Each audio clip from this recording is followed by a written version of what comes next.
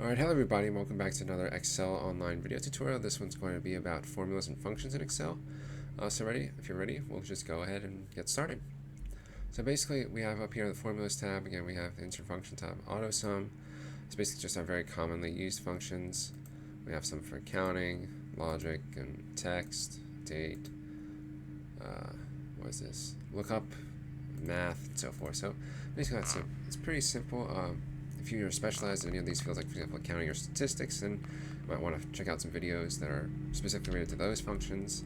But yeah, so there's a little bit of sound outside. I don't know if you can hear that, but I'll try my best to get through it. So basically, for any formula in Excel or function in Excel, you have to start off with the equal sign. Now, once we have the equal sign, we can do a whole bunch of operations. We can do, for example, 2 plus 2, and if we enter, it will return us with 4. Now, because there are some decimals along this sort of row, it gives us the decimal symbol. So if we go up here, we do b2 plus 2. It just gives us 4 without any decimals, so we can do that. We can do other simple operations, for example, equals 2 minus 2, and that should give us 0. And then we have 2 times 2, which gives us 4. And 2 divided by 2, which gives us 1. So that's how you do basic operations in Excel with formulas and functions.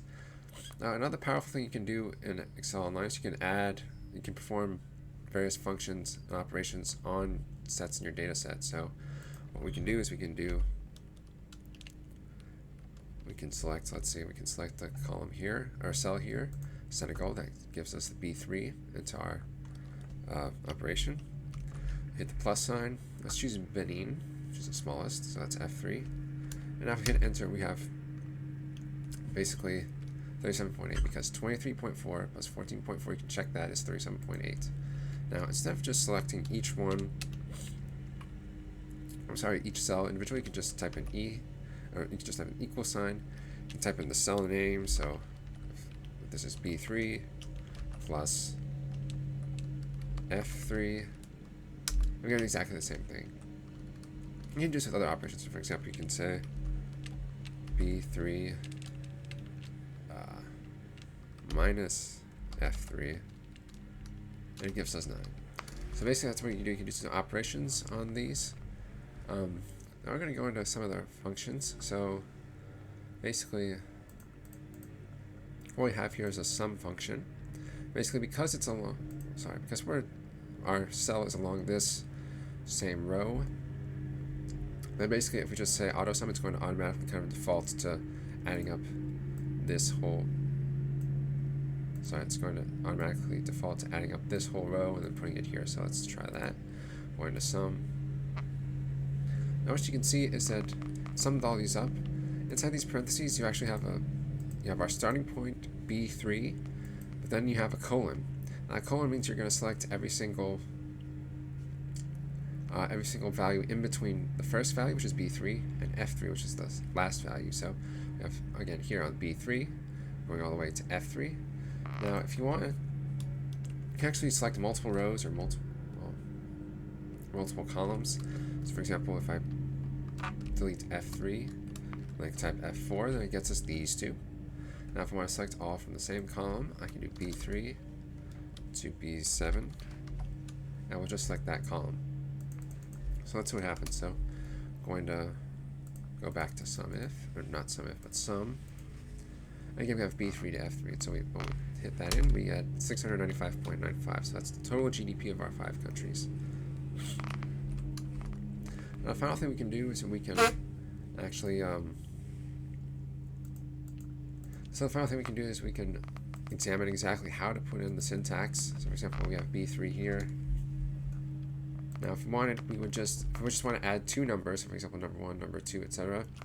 We'd start off with number 1, which is B3. Then we have comma, let's see, C3, another comma, C4, 94.28. Oh, sorry, no, it should have been C4, but let's see. 20.4 plus 70.9 plus 0.538. Yeah, that's right. So you can basically do it like that.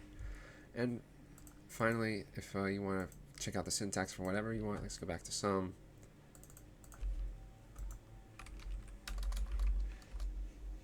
Let's see, and we have, for example, sum here. Sum equals a1 to a3. Again, that's just our simple range. And finally, we can do we can look at similar things. So, for example, I'm just going to choose a formula that's sort of complicated. Let's try, I don't know, coup num. Basically, again, we just have the same equal sign. We have the parentheses, settlement, comma maturity, comma frequency, comma basis. And frequently, that when you're inputting more values than multiple values, then you'll just separate them by commas.